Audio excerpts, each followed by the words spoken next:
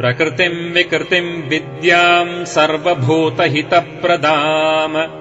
श्रद्धाम् विभूतिम् सुरभिम् नमामि परमात्मिकाम् वाचम् पद्मालयाम् पद्माम् शुचिम् स्वाहाम् स्वधाम् सुधाम् धन्याम् हिरण्मयीम् लक्ष्मीम् नित्यपुष्टाम् विभावरीम्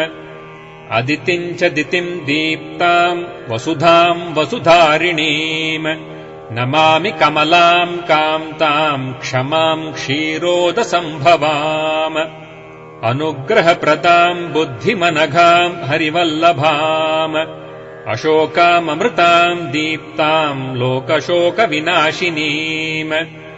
नमामि धर्मनिलयाम् करुणाम् लोकमातरम्